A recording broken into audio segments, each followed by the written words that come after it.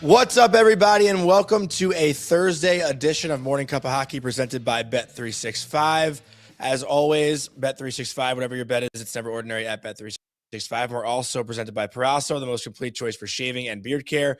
Made in Italy since 1948, Parasso has been a staple of Italian culture and barbershops globally for 4 generations, so get 15% off at Parasso-USA.com with our promo code Hockey15 in all caps, Hockey15. I'm Jonny Lazarus, as always, joined by my co-host Colby Cohen. I am live in the Oilers Nation studio here in Edmonton, where it is 7 a.m. local time. I'm already messing up the entire studio, as Colby has already put in the chat. So it's going to be a little bit of dysfunctional start to the show, as it always is here at Morning Cuppa Hockey. But we do have 2 great guests. We got Mike Kelly from the NHL Network making his Morning Cuppa Hockey debut, and we got Irfaan Gaffar coming in later on the show to talk about the Vancouver Canucks. Colby, you look miserable this morning. What's going on? How are you? I wouldn't say I'm miserable. I actually feel for you a little bit because I know the struggle that you just get doing the best I can. Show. And you know, I do, as I told you before, I do want you to be comfortable for the show, Jonny. And I know you're in a big league setup right now, so it's probably you're feeling a little bit out of sorts. That's a big. You're sitting in Tyler Yaremchuk's chair. That's a big chair. Not in my West Village apartment with my bed behind me. Yes. So it's definitely got a little bit of a different look, but I know we've been trying to have Mike Kelly on this show for quite a while and schedules have not necessarily permitted. And I know this is somebody that you've been wanting to bring on the show for a while. You know, just quickly before we get to Mike here in a minute, anything kind of jump out at you from yesterday? Like I know the Lacombe thing kind of raised a lot of eyebrows for people. I think that's obviously something we're going to talk about today, especially the day after the Montreal Canadiens put Bill Guerin on blast after they beat Minnesota on social media. And then I know you sent me the Doan contract that came through yesterday. And that's actually kind of one of the first places I want to start with Mike as far as that Doan contract goes. And, you know, how some of the analytical world is being used by front offices, not necessarily just for building a team or putting a lineup together or, you know, making adjustments throughout a game. As, you know, Mike likes to go through those types of things on NHL Network. You know, for those of you who watch NHL Network, you see like the way he kind of breaks things down. But I'm curious how agents and GMs are using it within contract negotiations, Jonny. So why don't you bring Mike in here, and if it's all the same to you, that's kind of the first place I'd like to start with him and you know, talk a little bit about that Doan contract. Yeah, I agree. So before we bring on Mike Kelly, just a quick word from our sponsor, JP Weisers. No matter where your team sits this season, watching the game with your crew makes everything better. The wins feel bigger and the rivalries hit harder. As the official whiskey of the NHL, JP Weisers is all about those moments that matter from October through June, the rituals, the midweek matchups, and the regional rivalries that bring friends together. Because when you get the crew together for game night, that's a W. This season, fans can look forward to limited edition products and plenty more from JP Weisers. To stay up to date, visit jpweisers.com and subscribe to the JP Weisers newsletter for the latest unlimited edition drops, products, and more. You must be legal drinking age and enjoy responsibly. With that, let's bring on for the first time someone I'm very excited to have on here, Mike Kelly. Big fan, Mike. Thanks for coming on this morning. Really appreciate it. Hey, my pleasure, man. Good to see you guys. So Colby kind of led us in this direction. I know you talked about it yesterday a little bit on NHL Network as to why Team USA went with Jackson Lacombe, maybe over a Lane Hudson or an Adam Fox. Lacombe obviously having a great year out in Anaheim, but did you even think for a second that this wouldn't be the guy that they were going with? Did you listen to anything that I just said for the last 3 straight minutes? It's 7 a.m. out there. Did you listen to one thing that I said the last 3.5 minutes? What did I say that was wrong? All right, Nothing. Jonny. He just said he wanted to start with Josh Doan, but it's not a big deal. Maybe we need to have you in like Edmonton. I thought you wanted to start Lacombe. All right, so you take it over then. To start the show here a little bit, and Mike, we do appreciate you joining us, and we will talk about the Team USA thing, but. You know, I told you, Mike, once I fuck up and warm up, I'm done for the whole game. So this is how it's going this morning. This is the reality of our morning show here. But, you know, Mike, I'm so curious when I'm seeing these contracts, and there's a Twitter account that I think does a great job of predicting contracts. I can't remember the name of this account. I follow them and I'm trying to find them. But they do a great job of using some of the analytics and this and that to predict players' next contract. And then once they get the contract, how it values.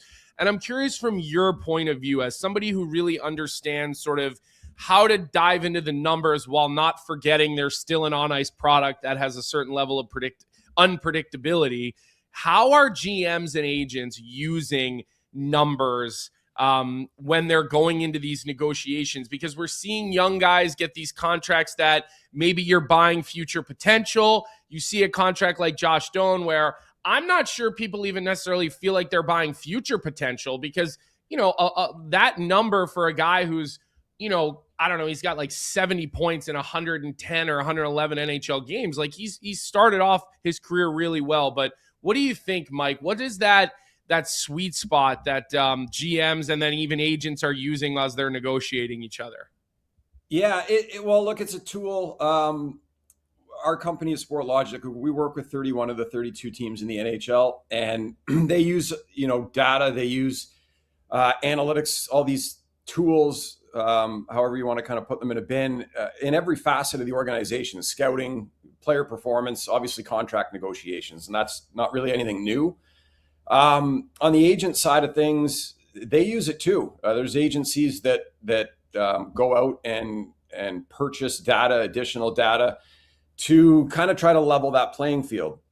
Like I can say in my career, I've probably worked on somewhere between 20 and 30 contract negotiations with agents, like in a consulting role at different times. And a lot of the things they're looking to do, it's not anything different necessarily from what you would think. It's just different layers of it. It's how do we come up with the best comparables for our guy?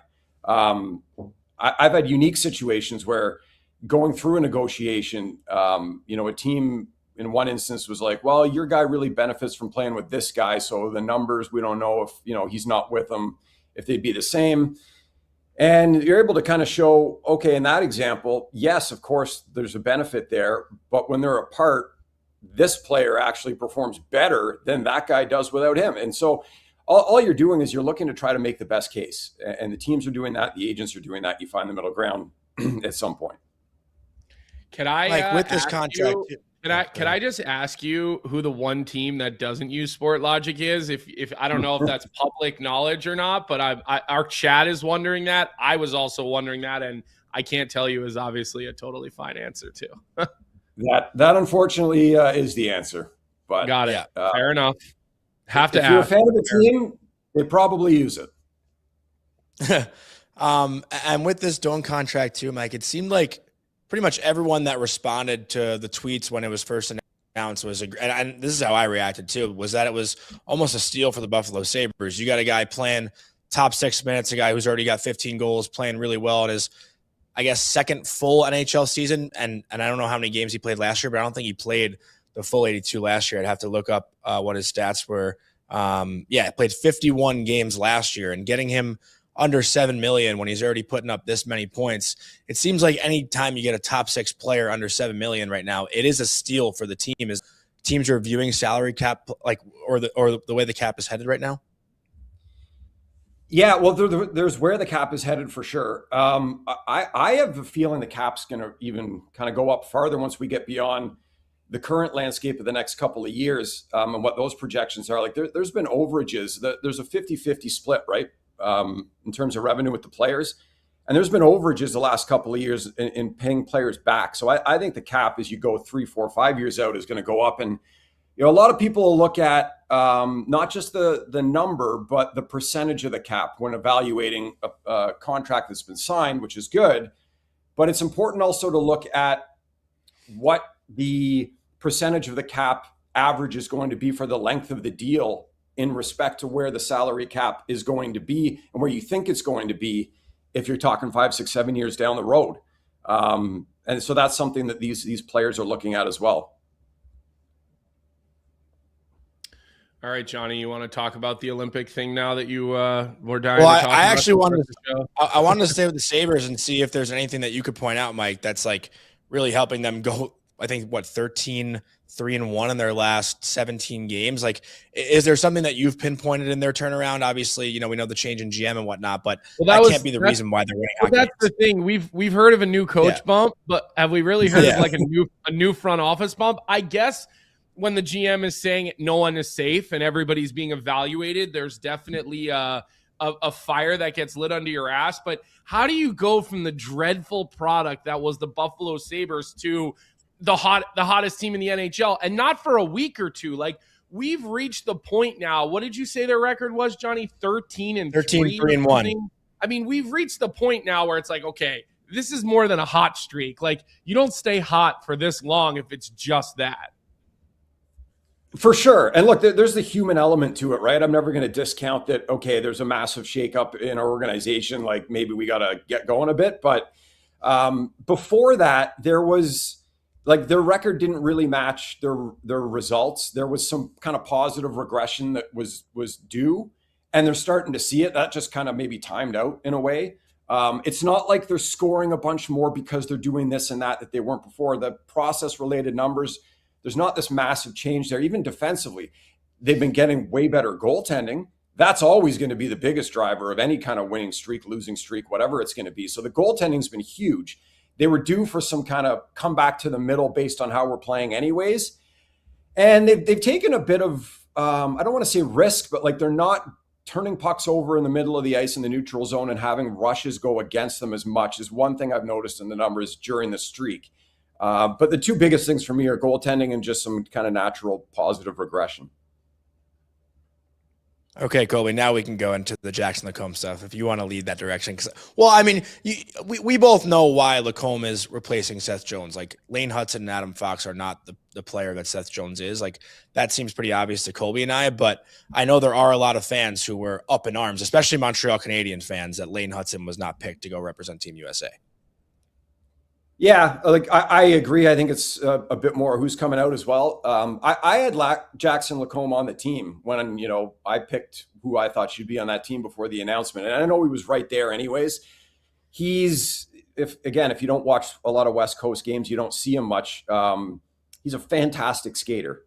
Does not make a lot of mistakes with the puck, which is hugely important in a tournament like this. You want to talk about differences between Hudson, and I love Hudson. Like, if you guys see the stuff that I do from the second he stepped into the league, I was pushing back against a lot of criticism against him. Oh, he's small and he doesn't defend well. And I think the world. Well. Yeah. Like, that guy wins battles. That guy knows how to angle himself. It's fantastic. And so I'm a big fan, but Lacombe, there's more dimensions to him in like, he can kill penalties, and Hudson doesn't eat the toughest matchups in Montreal because he doesn't have to. Like, Marty St. Louis puts him in the exact perfect spot to get the most out of him and accentuate his strengths. And Jackson Lacombe, great skater, bigger guy, just a different player. So it's not even apples to apples to me when you're talking about those two guys. And just on merit alone, forget comparing him to other people. Jackson Lacombe can play on that team, and I don't think he is going to look out of place at all. Yeah, no, I think it's a similar situation. I think when, like, Jake Sanderson came in for Team USA, and he showed just the versatility in his game. And I don't think Seth Jones was picked for Team USA to run a power play. I think Seth Jones was there because he's long. Doug Armstrong had a great line that he said at his Team Canada press conference about going through the car wash. And ever since he said that, we're all repeating it. I'm guilty of it, or not even guilty, but we're all using it. We're at every level now. Coaches are talking about making forwards go through the car wash to get to the front of the net. Ever since Doug Armstrong used that line when talking about why guys like Colton Parayko, Travis Sanheim, why they're important. It's just more difficult against guys that size. That's just reality. But I want to stay with Hudson for a second, Mike. And I hear what you're saying about he's not necessarily drawing like the hardest matchup on every shift, but I would tend to agree with you on the side that when you watch him defend with his feet and his stick, I don't see him necessarily losing out in the defensive zone. The times where you see Lane get into a little bit of trouble is he's a fourth forward a lot of time, right? He ends up being very, very much a part of the offense. Somebody else might bobble a puck out high, and then he's kind of end up chasing on the backside. So just from an analytical perspective, right? You are down a goal, you are up a goal at the end of a game, let's say in the last couple of minutes of a hockey game. I still see Marty St. Louis using Lane. What do the numbers sort of say for a guy like him? And I don't need actual numbers, Mike. I'm more just talking like in general. Like if I was somebody that was just looking at a graph or looking at a piece of paper without fully knowing even the name of the player, like how does it read for him, and how would that be looked at? Puck possession, making defenders miss, all the things you'd expect, like elite of the elite. Top 5 across the board in all those kind of categories. Point to like the defensive stuff. I just looked at this real quick because I had it up anyways, but he's 41st in denying zone entries. So guys attacking the blue line and he's killing plays. He's 32nd among defensemen in winning puck battles.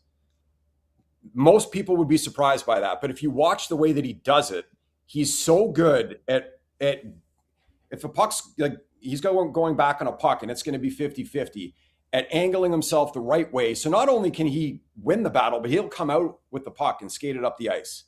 Like he's so smart in how he does these things that, again, I don't consider it a weakness at all. He's just a different kind of player. Like if Quinn Hughes went down, would you think of bringing in Lane Hudson? Absolutely. Yeah, I would. No brainer. Exactly. No brainer. So that's where I think it's situational, and it should be situational based on who's out. Like, what if Braden Point can't play for Canada? Well, who do you bring in? Is it the next guy up or the next guy that can kind of do some of the things you would rely on him to do? I think that's the way they're looking at it. That's the way I would look at it.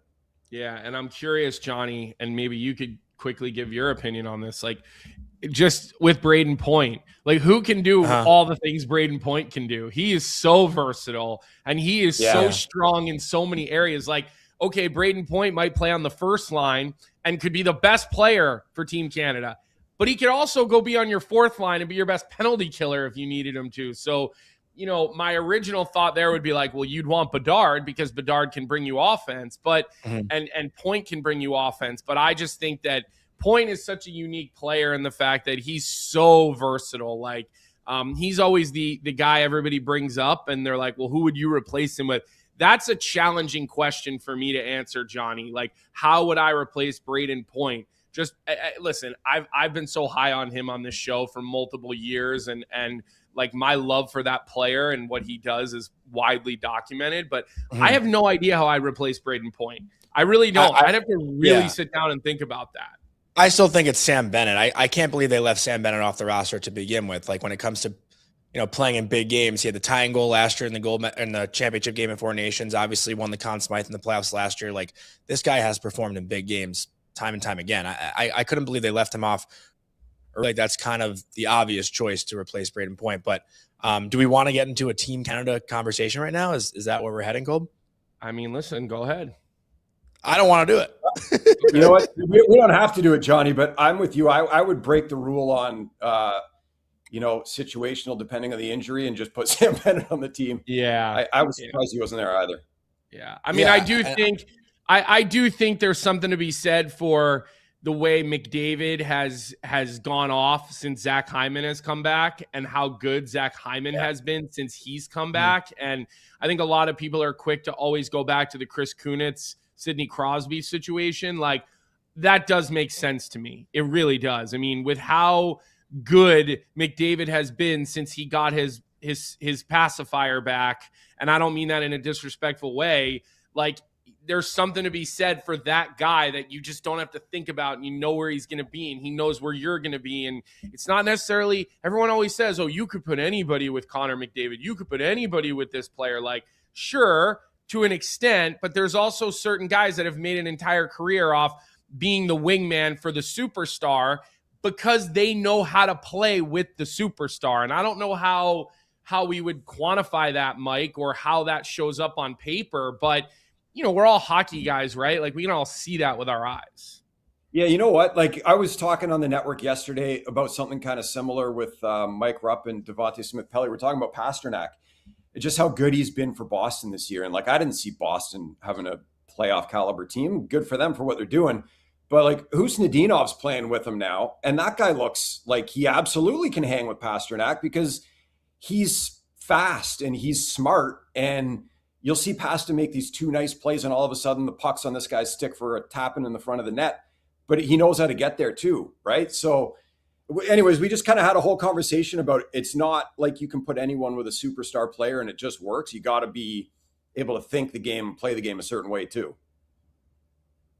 I feel like a team we can kind of talk about superstar players, playing with guys who have found ways to step up. Like Anthony Duclair in the past few weeks has been lights out for the New York Islanders, and he was, honestly struggling a lot in the beginning of the year. And the Islanders are a team I wanted to talk about with you, Mike, because, I feel like we're in that window. We're 50 plus games in, and a lot of people are still trying to figure out if the Islanders are actually a good team or not, and if they're just riding the hot tails of Ilya Sorokin, who's probably been the best goalie in the NHL all season long so far. I know, quality starts is one of my favorite stats that you have. I think Shesterkin, the last time I saw you maybe post it, was the leader in that category, but I would think Sorokin's up there now. But I'm just going to ask you straight up, like, are the Islanders as good as what we're seeing in the state? I think they're a good team. Yeah, I don't think they're a bad team. Sorokin, to me, is the slam dunk unanimous choice for Vezina Trophy at this point. Like, just some kind of simple things I think any hockey fan can grab onto here. The Islanders rank last in the league in giving up shots from the inner slot. That's the net front area where half the goals in the league get scored every year. They're last in giving up cycle chances. They're last in giving up rebound chances. They're last in giving up high danger chances and expected goals against. They are last. They are top 5 in goals against average. That's what you give Riddick some love too, but Sorokin has been unbelievable. One of the stats that we created that I just wanted to kind of put into some context of, like, we hear the goalie stole the game, right? So we quantified what a steal would mean for a goalie, where he was the biggest difference in his team winning or losing. Sorokin leads the league there. He's been unbelievable. And look, they've got Matthew Schaefer. They've got, like, Duclair, like you said, playing well. Barzal does his thing. They're not a bad team. They're not a bottom team by any means. But yeah, Sorokin's been a huge reason why they are where they are right now. It's interesting to see how some of these teams, again, that we just weren't expecting and why. And I do say this, goaltenders are part of your team, so it's good to have a really good one. I mean, yep. I think you can look at, you can even look at some of the play of Igor Shesterkin over the years, Jonny, and say, hey, maybe that team was never quite as good through their original rebuild. They rushed it, right? And maybe part of the reason, and we know the reason they made it so far in the playoffs those few years. I mean, a huge reason is the guy with the goalie pads. And so it's easy to always say, well, they're getting propped up by good goaltending. I've seen that in our chat. But at the end of the day, hey, find a good goaltender. He's going to make your team that much better. Ask the Philadelphia Flyers about that, right? I mean, they're clamoring for Dan Vladar, a guy who's been mostly a backup, and he's had his moments in Calgary because they're having a hard time with their other goaltenders. They try to bring Kozlov in from the minors. He lets on 3 goals on 3 shots, and they're like, oh, my God, this guy still can't play. Sam Ersson, unfortunately, has had a really, really tough year after being a decent backup and showing some good signs over the last couple of years. So, listen, you don't win without good goaltending. And if you have great goaltending, it takes you from being a good team to a great team. And so that's why teams are constantly kind of shuffling these positions around. And I'll say this, since, Jonny, you're sitting in the Oilers Nation studio. Oh, yeah. I constantly bring this up. Tyler laughed me off the program when I talked to him about John Gibson and Cam Fowler years ago. Laughed me off the program. And for a while, it looked like at least half that prediction was right because Cam Fowler seemingly was really good once he got moved and John Gibson was not. Tell you what, the Edmonton Oilers would love to have John Gibson right now, the way he's playing, right? The way he looks in Detroit, right, Mike? I mean, he looks unbelievable. Yeah, and you're right. Like, October, November was not pretty for him in Detroit, but you're going to a new team, new system, new D-men that you got to get the puck to, all sorts of different stuff. And he's been lights out since the start of December. Like, one of the best goalies in the league and looks fantastic. And look at Detroit now. Like they are humming. They just went 4-0 against the Maple Leafs. Think of all the points in that division. The whole Atlantic division in the last month, most of it has been on fire. And he's been great. You made a good point, right? Like a great goaltending can make a good team great and a not so good team good. And Gibson, like Detroit's a good team and they're playing great right now. He's been fantastic. Sider last night, no T2 to get that puck to Larkin off Easton Cowan. That's a rough one for a rookie to go through. And then what a beast. Dick trucks Jake McCabe at the end of it after the goal too, right? Like, yeah, most Siders should be in and around Norris conversations. Like him and Edmondson, that pair, those two giants, and they're still getting better. They're going to be like 3-4 years down the road. I think we're going to be like, that's maybe a or the top pairing in the league. They're unreal. So is that, and just to follow up my last question, because the chat is going off about Mo Seider this morning, but I feel like that's a team that, going back to the Olympic conversation we were having a little bit earlier, but seeing Mo Seider, and I saw someone write in our chat, I can't go find it right now, with like Draisaitl and Stützle play for Germany in the Olympics. Like I think that's, even a team, not this, that they're going to threat for a gold medal or even a silver, but like they're probably an underrated fun team to watch come a month from now. Yeah, I was talking to someone at the NHL Network last night about this. We're talking Olympics, and I'm like, if there's a team that's just going to like mess up a game somewhere, just beat a team 2-1, why wouldn't it be them? Like you got a couple of superstars on your team. You got some more decent players. Like Grubauer's the goalie, right? And he's come out of nowhere this year to be lights out in Seattle. Mm-hmm. They could definitely be a team, I think, that can just steal a game somewhere. And it's just like, oh, that kind of upsets the apple cart a little bit.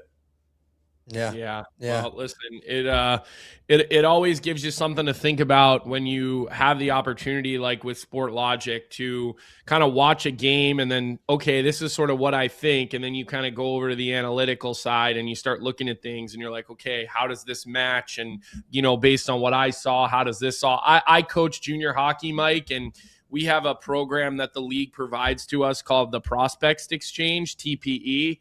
And they give us a huge breakdown of analytics after every game. I'm not sure how accurate it is, with some of the things that they count, but, we'll take a look at it just to see, especially like, ice times and pairings and stuff like that, just to see like who's having adventurous shifts and who's not, and who's spending time in the offensive zone and stuff like that. So it's always a nice tool to have to just sort of bring the whole pizza together, I guess you could say, to kind of look at things from different angles. So we really appreciate your time today, man, and having you on and your insights into things. Yeah, man, keep up the good work. You do a great show. I watch it when I can in the mornings. And I'd say that about analytics too. Like I know it can be a bit of a divisive issue sometimes, and there's people that use it and, be all end all, and that irks other people. And there's people on the other side that don't use it and they probably should. But man, this kind of thinking, it goes back decades. Like Scotty Bowman, way back in the day, was counting manually, like who's on the ice for goals for and against, just simple stuff before any of the tech was here. Right. But that's analytical thinking. This has been going on for 50 plus years. There's just faster and better ways to do it. So obviously I'm a proponent of it, but make a part of the pie, like you said, Colby, that's all. Yeah. I was very resistant to it. And then I would say you still a little are, let's be honest. That's not, no, I am when you make it the only story. I'm resistant to it when it's the only story. And part of why I'm probably so resistant to it is because my personal analytics when I played would have been so fucking bad that I probably would hate it.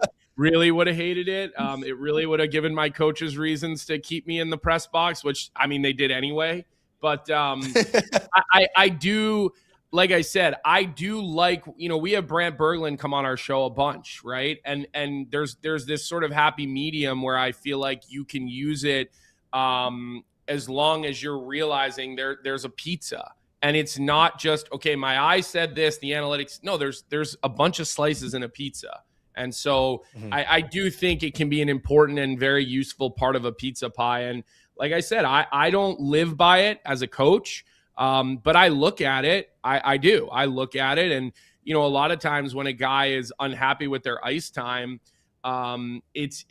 it makes the conversation sort of a little easier when you have that stuff to back it up. Because I'm like, listen, this isn't just my opinion. Like, you're turning the puck over 41% of the time when you're touching it, or your giveaways are far and above more than everybody else, whatever the case may be. So I don't agree with Jonny when he says that.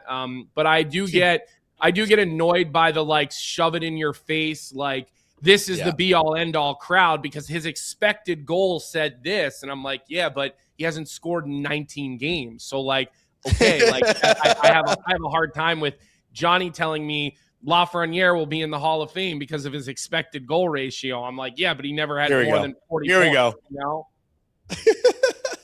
The expected Hall of Fame. Exactly. Yeah, there you go. I like that, Mike. But also just to plug Sports Logic for a second, because I actually use it. Like, my favorite thing about Sport Logic, like when I'm at Ranger games, it'll give you the grade A, grade B, grade C chances at the end of each period, or even during the game as it's happening. And you can actually watch the chances. Like, they provide the video with the analytics that they're giving you. So, like, it's not just like, oh, well, what qualifies or quantifies a grade A, grade B chance, where you can actually go and see what they're measuring. Like, that's why I think Sport Logic to me is my favorite one. You appreciate all the work you do, Mike, behind the scenes and in front of the camera too. I mean, you're great in NHL Network, and watching you in between periods. I know with the Senators, the Stars, I've seen you on TV everywhere. So I'm a huge fan. We're so happy to have you on here, and we'll give you the final word here before you go, I guess. Yeah, well, look, thanks, guys. Like I said, I like watching you guys too. You do a lot of good work, and yeah, I mean, it's a fun sport. Just I use this stuff as context. Like, context is king. And more often than not, if you use information well, whatever kind of information is, you could be video scouting or numbers. If you use it well, you can, be right more than you're wrong, and have fun talking about it. That's it. Thanks, Mike. We appreciate your time this morning. Talk to you soon, all right? All right. See you guys. See ya. It's always fun arguing like the analytics side with you too, Colby. Like, I feel like over the past, I guess we've been doing this show 2 years, you definitely have up to it. But I was like in a full debate with Ranger fans like last season, because you got it wrong. Like, if you were going to make one Ranger an example, it was the Capo Caco conversation. All Ranger fans were talking about Capo Caco's analytics and his underlying numbers last year when he wasn't putting up points. And I was like, at some point you got to produce. Like, that was the real conversation we were having. But to shift gears a little bit, we do have Irfaan Gaffar, who has woken up early for us as well this morning out on the West Coast in Vancouver. We're talk about a very not boring team. That is the Vancouver Canucks. While losing, they are a reality. Their 11-game losing streak last night against the Caps. But they are a reality TV series, that organization. They really are. So before we bring on Irf, just a quick word from our sponsor, Uber Eats. Uber Eats is enabling fans to maximize their fandom all season long with exclusive game day deals on the app. From game day eats to paper plates and napkins, if you're hosting, to all the ingredients you need to make your favorite game day dip before, during, and after the game. Uber Eats is assisting every fan's hockey experience all season long. And with that, let's bring on our friend, recurring guest, Irfaan Gaffar, fresh off a trip to California. How was that? I mean, getting in the 70-degree, beautiful sunny weather, back to Vancouver to watch another losing hockey team play. How's it going?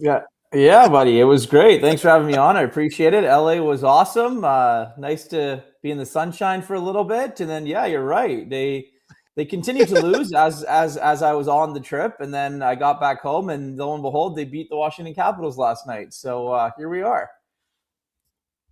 And I will say this: I know we're talking here with you about Vancouver, but I am a little worried about the Washington Capitals, and we'll save that for another show. Yeah.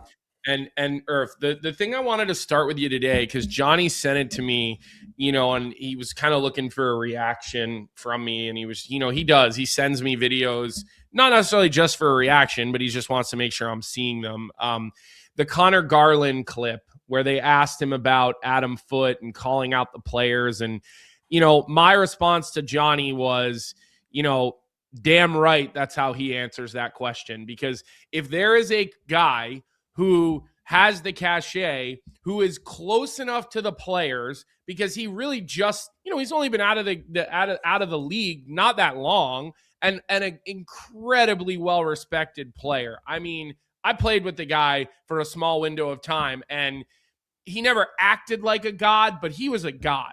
I mean, he was a literal god. You walk into the locker room, you're like, holy shit, that's Adam Foote. I mean, literally, that was how I felt with Adam Foote. But the way Garland responded was like, yeah, if Foote is going to do that, there's a reason for that. You know what I mean? Like he kind of squashed the drama that I think we were trying to drum up. And I'm curious though, are you buying that? Because you cover the team and you're around it. Like, are the players okay with what Foote said, or are they saying the right thing? Tyler Myers just said, you're making something out of nothing. You know, the media is going to keep asking the questions. You guys cover the Vancouver Canucks like the Dallas Cowboys are covered, right? In America. Like, that's how that works. Yeah, no, look, I think Vancouver is a very demanding market, both from the fans and I guess the media in a sense. But let me say this about Adam Foote and calling out his team. This is the first time he's actually done it publicly. He's done it behind closed doors. There have been things that have gone on in that room that obviously we don't know about. And I bet you there have been matches matches back and forth, arguing and things like that with your players. But that's what happens with a player and a coach. And when you have a guy who was as fiery as a competitor as Adam Foote was, who is, as talented as he was on the ice and as feared as he was, when he says something like that, like my veterans need to be better, the gate slamming needs to relax a little bit and the culture needs to change, well, then something needs to change. And look, for one night and one night only, the guys bought in. Brock Besser showed up. Jake DeBrusk was good. Evander Kane was good. He said that Connor Garland played one of his best games as a Vancouver Canuck. I thought Marcus Pettersson was good. And Philip Hronek, who's having an incredible season, obviously scored last night. But how do you do that on a consistent basis? And I think that's been the problem of the Vancouver Canucks this season is they just haven't been able to do that. They find new miraculous ways to lose hockey games. This is the first time they've played with a lead in forever. This is their fifth. I saw like a win 2-goal lead, right? Ice. Yeah, fifth win on home ice this season, Colby. If I'm the head coach, I'm doing a lot more than calling them out in the media. The paying customer at Rogers Arena has walked away 5 times with a win. Johnny doesn't feel bad for you, by the way, in Vancouver. Nope. It's unbelievable. I mean, we can get to Johnny if you want. There's a lot of shit going on in New York as well. You guys just keep sending out memos to the league. But I think that, you look at it, your fans, but you look at it from that point of view, obviously there's frustration. And I think when things go this bad as they do, there's pressure, right? There's pressure from ownership. There's pressure from Jim Rutherford. There's pressure from Patrick Alvin. And it obviously reaches a boiling point where at some point it comes down to the players and who's going to motivate the players, because getting paid a lot of money. If you can't come to the rink and get motivated by yourself to play in these games, to play for your paychecks, to play for your jobs, then I got to say something as a head coach, because I was in that position as Adam Foote. He'd been on some teams that, obviously the success that he's had, but, later in his career, maybe he's on some teams that guys kind of mail it in if you're losing games and they aren't really all checked in and things like that. But Colby, let me ask you, I mean, you played the game obviously at a very high level. John, you played, collegiate. You get a head coach that calls out your team directly to the media. What's your reaction as a vet? And when you had vets, what would that reaction be? Yeah, listen, it totally just depends on what's happened previous. It depends if it feels performative or not. I think players know that. And I think a lot of coaches, you feel like it's just performative bullshit. I don't think you feel that way with footy. And listen, I don't know. Here's what I can tell you. I played with Adam Foote. I played for Kevin Dean, right? These are not two gentlemen that do things for a performative reason. They're just not. So I think Adam Foote probably has the runway, even though he's a new head coach. I think his relationships with the players is good enough and it's strong. You saw like when Quinn Hughes is in town, like him and was it Besser and him were grabbing like coffee together or something like that? JT. Like, so it's like you still have a baseline relationship with your players where like this guy has our back. And so I think when you see him do it, I don't think it creates a problem. Now, if you're doing it every week, obviously, and you're not doing it, internally or whatever the case may be, then it's a different story. But I don't see this as like the beginning of the end of the locker room relationship between Adam Foote and his players. Because again, like through the bad results, from what I hear, and I do have a aspire to within that locker room, like the players love Adam Foote. They really do. And they love Kevin Dean. Like it is hard not to like Kevin Dean as a coach, right? I never had Footy as a coach, or I never had him as a coach, but I had Kevin Dean as a D coach. Booyam, Willander, however you guys are pronouncing it in Vancouver, it changes depending on north and south of the border. These guys' careers are in really good shape with Kevin Dean. You look at his history of the defensemen that he has molded and as young NHLers, the success rate is astronomically high. He was there for the early days of Torrey Krug, Charlie McAvoy, the Kevin Miller, who had a really good career in Boston, a guy no one had any idea who he was. He had a huge hand with Alex Vlasic, amongst the other young defensemen in Chicago. So that is an undercover importance to me when you look at Willander, you look at Booyam, those two young guys in particular that are these high-end draft choices. And I know there's a couple of other guys with, Pettersson and being on the back end. But I don't think, Irf, that it's like this massive problem or story that I think we're looking for, I guess. No, and I think, I guess my thing a little bit is maybe from the head coach and the coaching staff and even from management, you've lost 11 straight games in a row. You're not playing well. The season obviously is getting away from you. People are talking draft lottery. Are you going to fall in it? Are you going to win it? And I think from the coaching staff, the message is we can't be okay with losing. Like this can't be an okay thing. Everyone knows where we are in the standings, but we still have to go out and compete. We still have to go out and show that we care to play in the National Hockey League. And I think on certain games, you look at it and you look at the effort from the Vancouver Canucks, and it just hasn't been there. And I think that that's where the frustration comes in. You have to be proud to play in this league. You have to be proud to wear the jersey of the team that you represent, the city that you play for, and the fans that pay money to buy your tickets. And I can say that with confidence on some nights. You just look at this team and you say, man, like, what happened? Where were they? They showed up for 10 minutes and the rest of the game they weren't there. Or they were there in the final 20 minutes of the game, but it's already 3-4-0 by that point, and there's no game left to be played. So I think that when you look at it from that standpoint, the frustration's there. But from the fan perspective, man, it's all about Tank Nation here. It really is. The Canucks have never had a number one overall draft pick. They're well on their way to that right now. But can you be entertained as a paying customer at Rogers Arena? They're in the middle of an 8-game homestand right now. They have another 8-game homestand coming up. This one's okay. You have some pretty decent teams coming through. You've got the Pittsburgh Penguins. You've got the Toronto Maple Leafs. You've got the New Jersey Devils coming through. But on that next homestand, if you're not playing well and you continue to not play well and show that you're competitive, is a paying customer going to show up for Nashville? Are they going to show up for Seattle? I'm not totally sure. And then you have empty seats in your building and things are really starting to get away from you a little bit. Irf, let me ask you, because I feel like, and I'm not just saying this Canadian fans, this is pretty much every fan base. They always find some sort of scapegoat or someone or something to blame. And, I feel like last year, a lot of the blame for the quote unquote culture was falling on JT Miller. And, let's call it spade a spade. Like, if your team's losing, what culture is usually great when it's a losing team? Like, it's just not really how things work in professional sports. Like, winning sometimes breeds culture. I think we can all pretty much agree on that. If a team's winning games, culture's great. If you're losing games, probably not so good.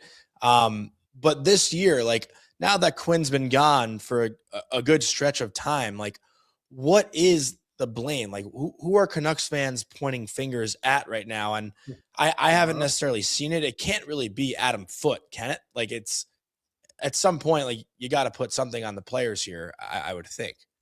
Well, I think that goes back to my point about effort and compete, right? Like, yeah, I think before the season, you looked at this roster and you said this roster is flawed. And I think that Jim Rutherford nailed it on the head before the season when he said that if everything goes right, we can be a competitive team. Well, everything didn't go right. It hasn't gone right for this team this season. You have your star goaltender being hurt. You have star players not producing at like a star player level. You have your summer acquisitions, not playing at that level. And then, oh yeah, it got so bad that your captain and the team's best defenseman in franchise history, arguably one of the best players to ever wear a Canucks uniform, said, I'm out. Said that I'm not doing this anymore. I'm out. I think that breeds a little bit of culture. There's something wrong going on there where this team and the management didn't provide Quinn Hughes with enough to know that he can stay here and see them have a success or path to winning a Stanley Cup. This team is so far from that right now. And I think when you look at it, tearing it down to the nuts and bolts is the only thing to do.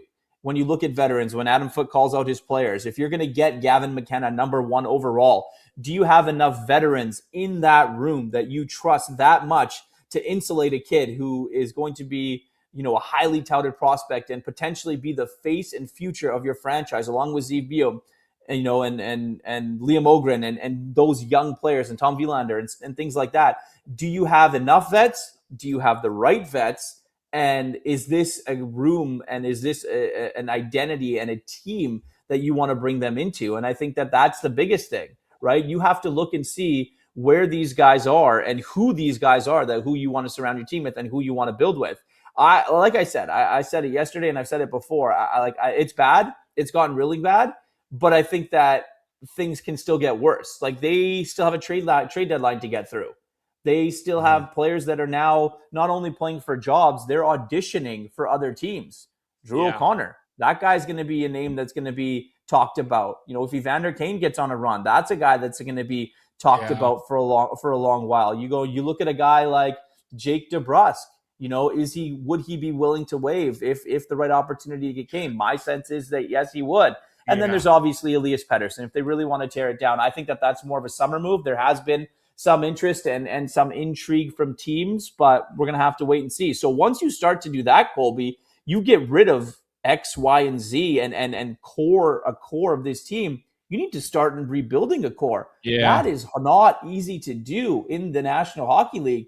And if you're starting it with a guy like Zeev Bium, you don't know the future of Thatcher Demko, and then your next biggest asset is the pick that you get in this draft. That's 2 players to start your franchise with right now. Yeah. Well, it's maybe Brock one Besser, of the reasons. Yeah, but I don't think Besser's a quiet guy, Johnny. He's not. Yeah, but he could have went. Don't get me wrong. I like Brock a lot. I like Brock. Yeah, I like Brock. He could have hit free agency. I think Brock turned down some money, to be completely honest. I really do. I think that there was opportunity for Brock to get more money. And then in the 9th hour, the Canucks knew that no one else was coming to Vancouver. So what did they do in free agency? They locked up their own. They locked up Thatcher Demko. They locked up Connor Garland, and they locked up Brock Besser. And you know why they did that? They tried to make Quinn Hughes happy because they couldn't do anything else.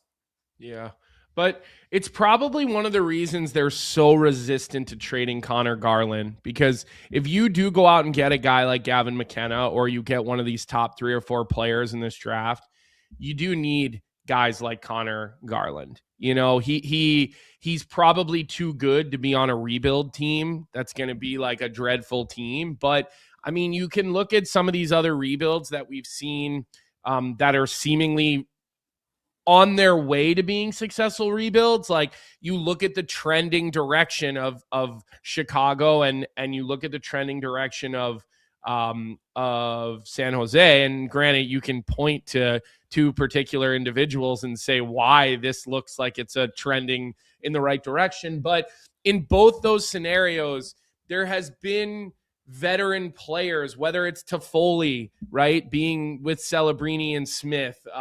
Klingberg is now there. That guy's been around forever. I remember Jason Dickinson coming over and really finding a home with that Chicago Blackhawks organization. He actually came from the Vancouver Canucks.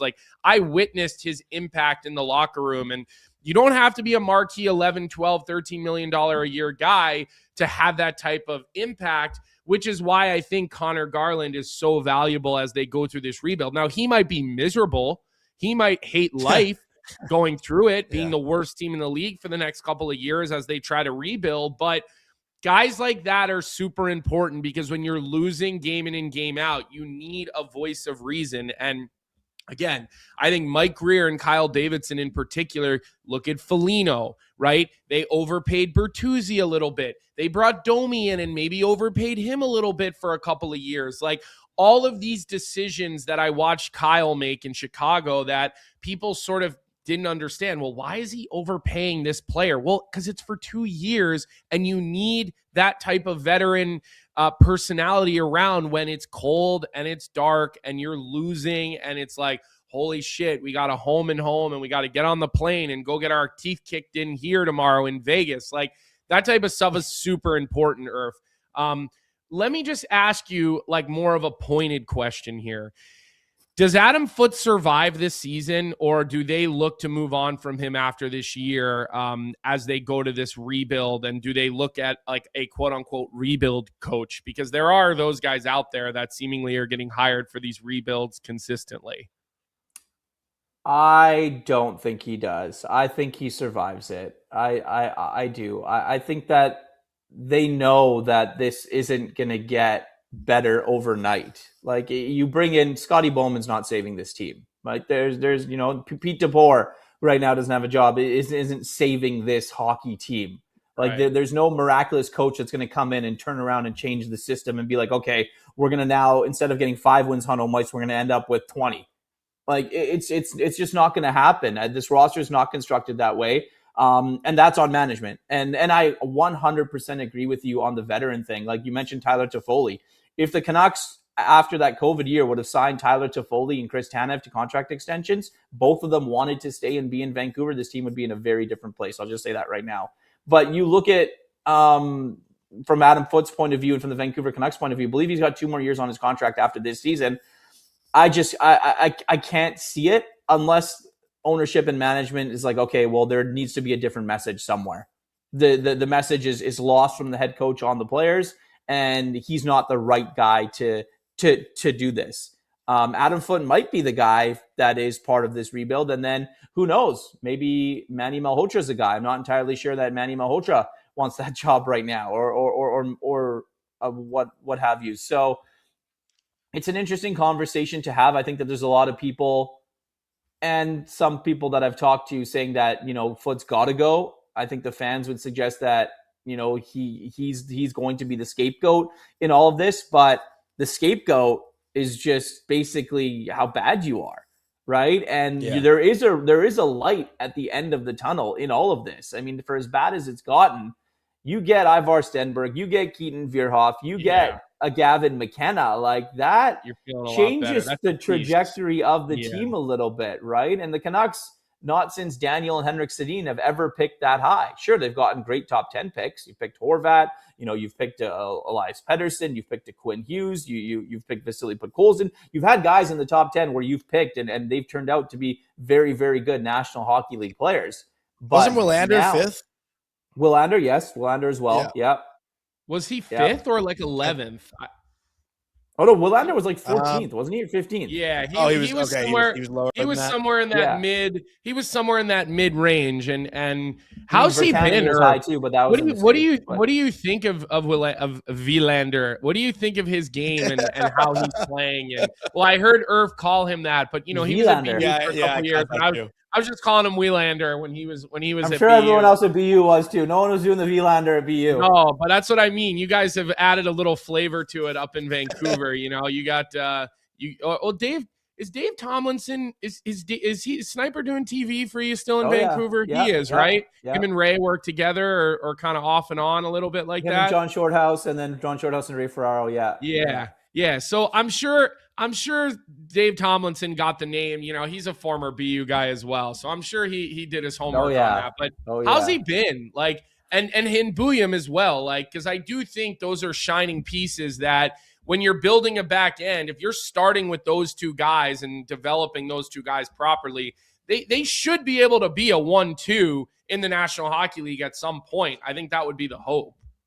Yeah, and if I can add too quicker, like Quinn mentioned how much he loved Adam Foote. Like, he's been very vocal about that. So if you're looking to hang on to Adam Foote, wouldn't that be a big reason why, is to help, Willander and Steve Boyum over the next few years in this quote unquote rebuild? Yeah. I mean, sure. Look, he's a defensive guy. The defensemen loved him last season and in previous years for being that guy. Quinn and him obviously have a very good relationship. But I also think that if you look at it, is Adam Foote the right guy to develop the young guys? And that's a conversation that I think that's being had here. And let me answer your question about Wilander first. I think that from him at BU coming in and making the jump and playing in the National Hockey League is big. It's completely different leagues from, playing at BU and then playing in the jungle in Abbotsford to, having Alexander Ovechkin and Connor McDavid bearing down on you. It's a lot different. So I think he's held his own. I think there's growing pains in everything for sure. And Zeev Biom, I texted you, Jonny, as soon as he was in the part of that Hughes deal. I go, tell me what I need to know. And you go, he's a winner. And in the back of my mind, I'm like, well, he ain't going to win here much. He must be internally freaking out right now. He's probably never lost as much in his life. Here's my thing. Here's my thing about that is a lot of times, a lot of these young players are so successful, whether it be in junior, whether it be in the collegiate level, whether it be in X, Y, and Z of their careers and playing internationally and things like that. They've won gold medals, players of the year, all academics, everything. They've won. You come to the National Hockey League and you're not winning. You're a Connor Bedard in Chicago. You're not winning. You're a Zeev Biom now who you were on a good team, potentially has Stanley Cup aspirations, and then you're one of the centerpieces in the trade coming over this way to a team that is now going to be a lottery team. Like, winning and being good and being competitive. And now you have to come to a team where winning is few and far between. Like, I think Colby, I guess my question would probably be is you learn how to win as a hockey player when you're on good teams, but learning how to lose and take those losses and try and come to the rink every day and go to work, that's got to be 10 times more difficult. Yeah, it's the catch-22. It's why these bottom outs are tough, because you start to just get okay with losing, and over an 82 game schedule, it's human nature, and that's why these are fickle situations, or if they really are, like, you have to be careful with them. And you can look at the rebuild of the Philadelphia Flyers, which isn't really a rebuild. Like, they've never fully committed to it. You could look at the rebuild of the New York Rangers, and they committed to it for the first sort of 2.5 years, and then they hit the fast forward button, and now they're sending a new letter. Or you can look at the San Jose Sharks and the Chicago Blackhawks. We don't know yet if their rebuilds have worked. We know they have a superstar to carry the rebuild, but we don't know if their rebuilds work. So the Blackhawks also had three cups to lean back on. Like it's okay to rebuild Chicago after you won 3 Stanley Cups. No, 100%. But we're talking about just learning how to lose. Like, if you're there and you have those 3 Stanley Cups, Bedard wasn't a part of any of those, right? And Foligno's not a guy that's been a part of any of those in Chicago, where now you have these guys. Like, I'm talking about having losing, and then it brings me back to the culture thing. And I think that's what Adam Foote was alluding to. Like, you can't come to the rink if you're a veteran and be pouty and be upset because things are going not your way.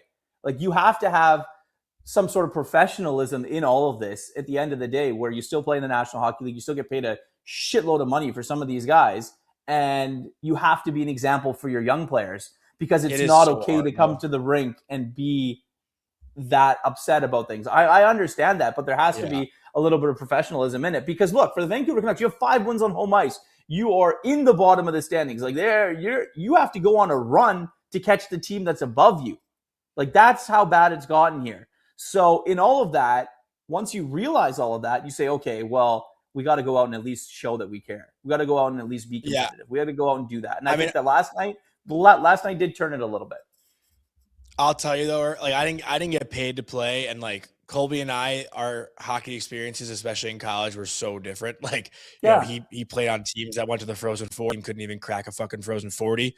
And when you come to the rink every day losing game, like when you're losing that many games in a row, like, it is so hard to put on a smile at the rink. Like, especially in a place in the winter when it's cold, like, you wake up every morning going to the rink, your shoulders are to your ears because you're freezing, and then you got to go put on, you know, your shin pads again every day. And it's just like, it's almost like, it feels like, what is the point of playing right now if our team doesn't stand a chance? Like, it's a very, very hard mental battle to have. And I guess, being paid millions of dollars, you know, maybe gives you an excuse to just figure it the fuck out. But as someone who lost 17 games in a row in college, like, I could tell you firsthand, it is the worst thing. Like, you don't even want to talk to your friends outside the rink because life just sucks when hockey's not going well. Like that's just how it is. I mean, it's a lot easier to suck in Anaheim than it is in the Canadian market in Vancouver or Winnipeg or Montreal or Ottawa. I mean, that makes it a little bit easier, obviously, going to the rink if it's nice and things like that. But I think losing's losing. And I think that culture comes with, being able to try and overcome that and create good habits and keep those good habits, because eventually you are going to get out of this. There is a light at the end of the tunnel. It's going to take some time. It is going to take some time.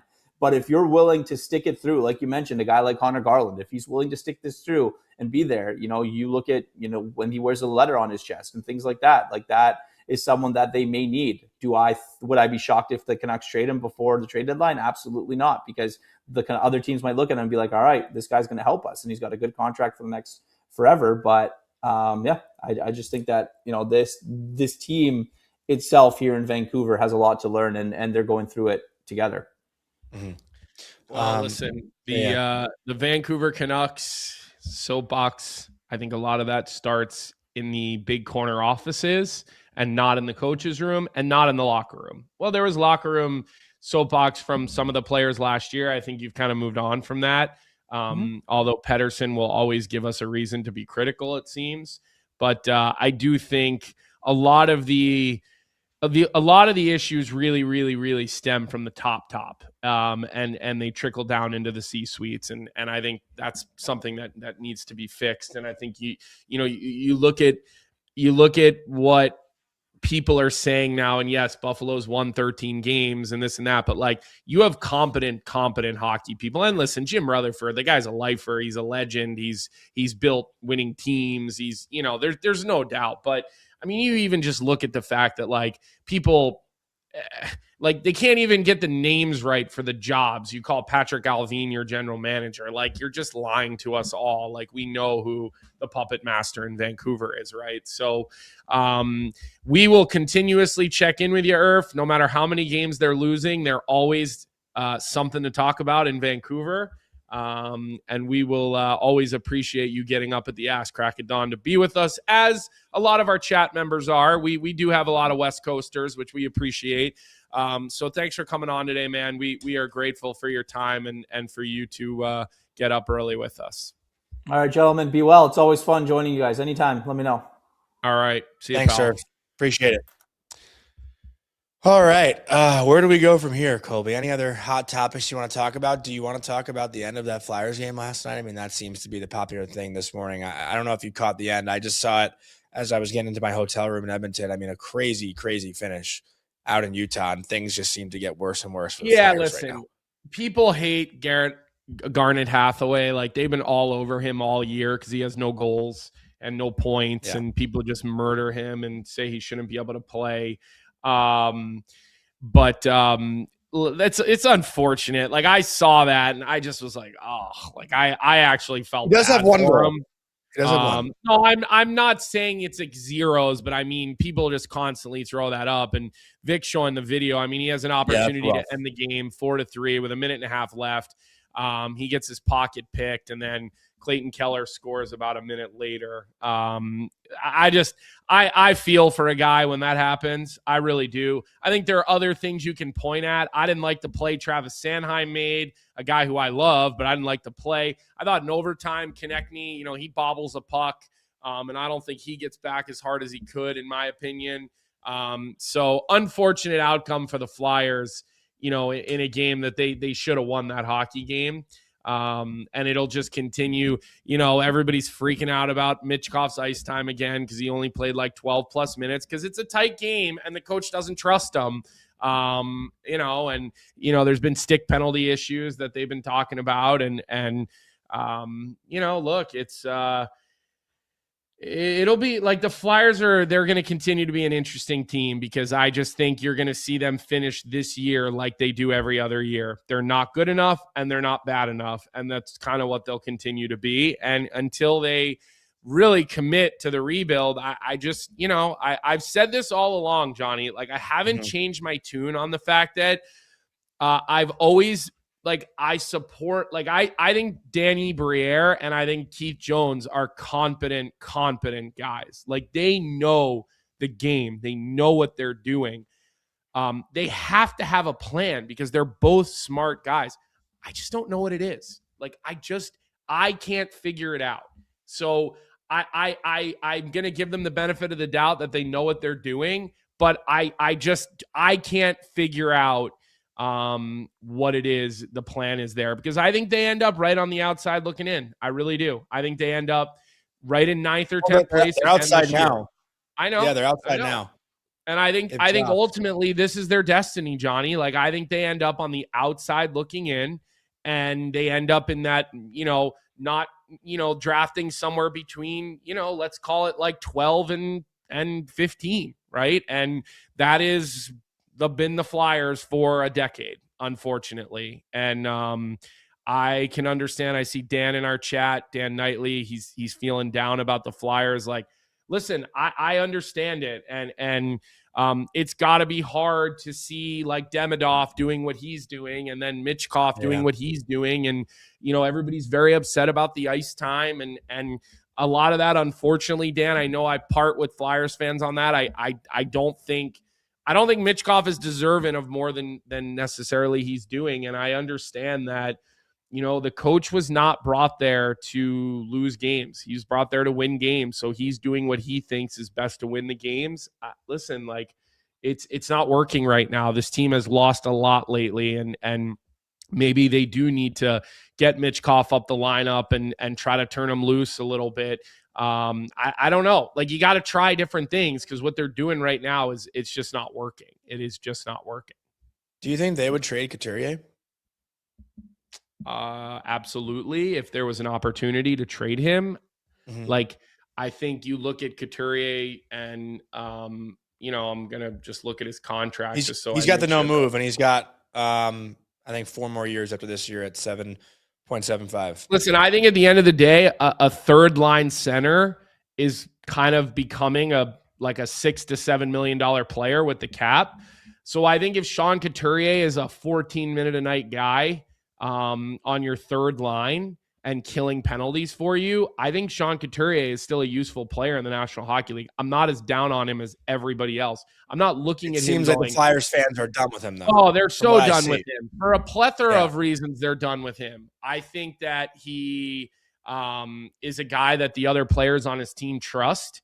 I think other players count on him. I think the coach knows, like, they're like, okay, like you throw him over the boards in a moment, and you're like, I know what I'm going to get from him here, but I guess unless you're willing to eat part of his contract, which I don't foresee them willing to do, you're probably not able to move him, Johnny. But again, if he was in the right spot in the lineup, I do think he's still a good player. Like, he's still very, very useful. I do. But the problem is you're giving him 19 minutes a night as a first or second line player. And I don't think that's where his game is at right now.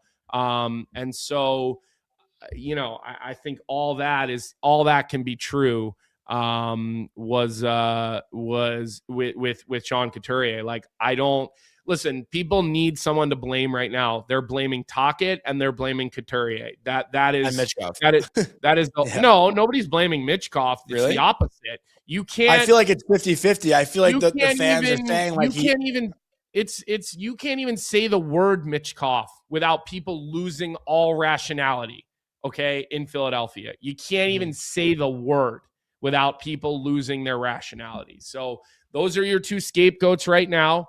And listen, when you're not winning, you blame the coach, you blame the captain, you blame goaltending. Goaltending continues to be a problem in Philadelphia. How many years later? How many decades later?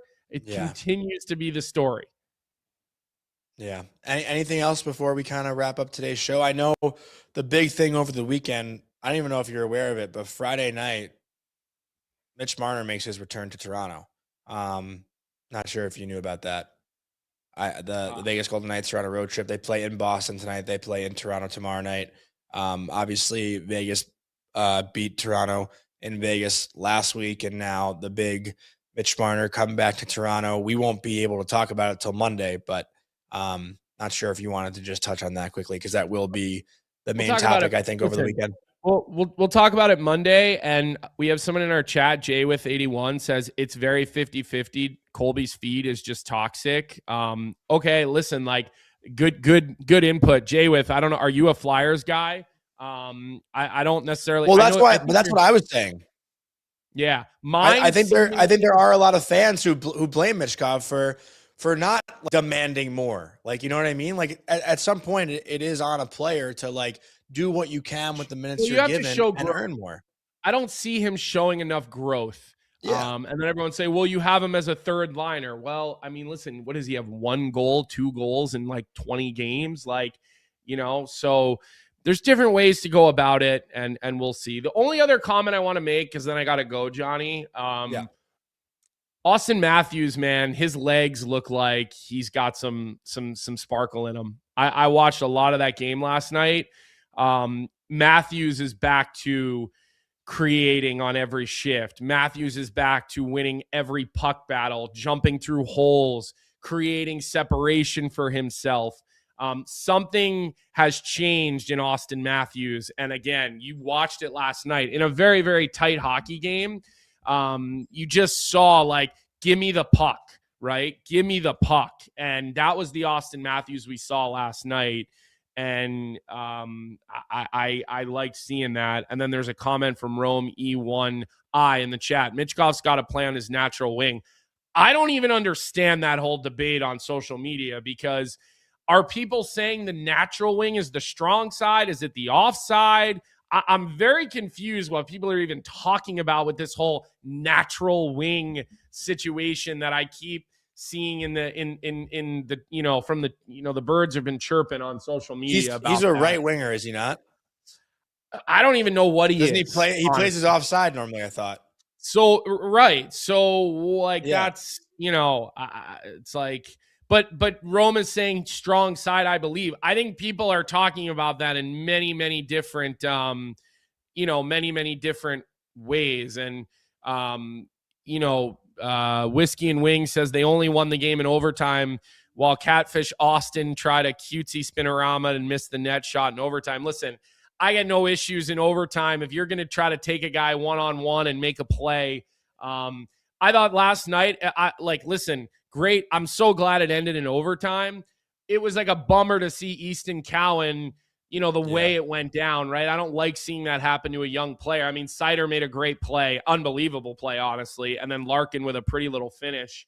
But I liked Auston Matthews last night. The last 2 weeks, 2.5, 3 weeks, Matthews looks like he's got that sparkle in his feet again, man. The speed is back and the command of the puck is back. He's shooting the puck. He had one play shoot first mentality, I think, is the biggest thing too. He went 1-on-2 or 1-on-3, created a little bit of space moving laterally. He ends up missing the net on the play, but he's just creating. Like I see Auston Matthews kind of finding his game and getting back to himself in time for the Olympics, which is great because we need that 1-2-3 punch of Eichel, Matthews, Larkin down the middle. Like, I feel really good about that, and whoever they have in that fourth spot, I'm sure I'll feel good about as well. So that's really all I got from last night, Johnny. You've got a big pond hockey tournament this weekend, right? Yeah, I was actually just going to add, I am starting to get nervous about my Leafs to miss the playoffs take. They are 1 point back, and they're playing some pretty good hockey. And Joseph Wall played really good last night, too, just from the game that I saw on the plane. But yeah, I'm in Edmonton, driving 3.5 hours today to Jasper, Alberta for our company pond hockey tournament. So I won't be able to watch a ton of hockey this weekend.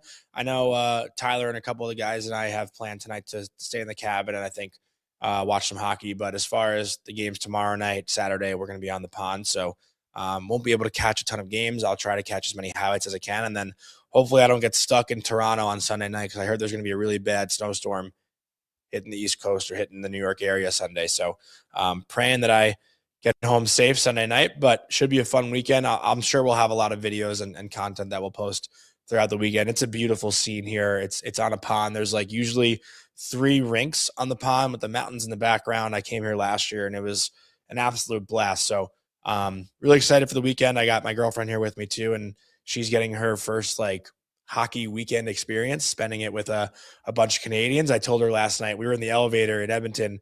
We got here at like 11:30 at night last night, and I just started talking to the stranger in the elevator, and she was like, "Why are you talking to this?" I was like, "We're in Canada. You talk to strangers here. That's like how it works. Like in New York, you get an elevator, everyone's quiet, but in Canada, it's always chatting up your neighbor, right?" So I told her she's going to have to learn how to talk to strangers this weekend, but not that she has a problem with that in general, just something about Canadians that I love. Want to make that clear, but yeah, should be a fun weekend. Oh, we got to do our bet, right? You know, you're not supposed to get in like a van with a stranger though. Like you don't accept candy from a stranger. You do know all those things though, at least, right? Anyone that took me would give me right back. Maybe like, why is this guy so fucking annoying? Take him back. I'm not worried about that. Emily, please come take him back. Yeah, exactly. All right, so let's get into our bet of the night, though. Huh? Yeah, well, before you do it, and we still have a lot of people here, make sure you hit the like button on the way out. Let's finish this show and this week on a high note. And let's make sure we have that like button. Let's make sure we subscribe to the Daily Faceoff YouTube. You know, our next goal is 40,000 subscribers. We're at 36,400 right now. So let's keep pumping those subscribers. Make sure you hit those automatic downloads for us. Again, we're looking at our number right now that we got to make sure we're eclipsing with our downloads here is you know, at the end of each week is 50,000, right? So we got to just keep downloading the show. Leave us some reviews. I have not seen any new reviews on Spotify or Apple Podcasts. So again, when you're doing your morning commute or you've got a couple of minutes and you're swiping those TikTok videos, whatever, give us like 30 seconds of your time and leave us a review on one of the audio platforms. They go a long way in pushing us up the algorithm to make sure new people can find our show.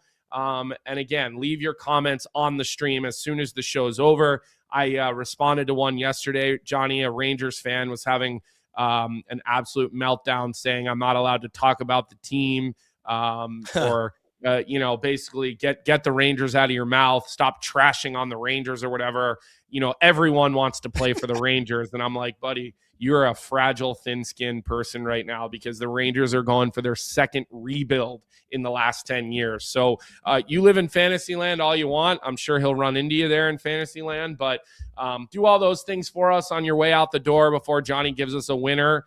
He probably is feeling lucky. 0-3, by the way. He probably got lucky last night, so he's probably feeling lucky today.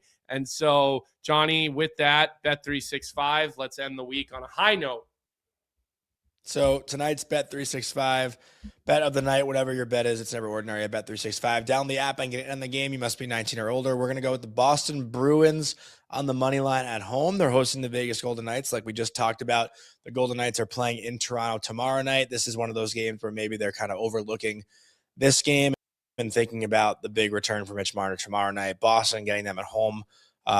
Getting them at home as a dog, I think, is very advantageous. They've won, I think, like 7 of their last 8 or 6 of their last 7. I know they dropped their recent game in Dallas, but they're looking to get back in the W column tonight. So I like Boston with plus money tonight on home ice. That's going to wrap up today's show. Colby, I'll give you final word, but we love you all. Thank you for listening as always. Vic, thank you. Thank you to Reese, who let me in here this morning at 6:30 a.m. Edmonton time.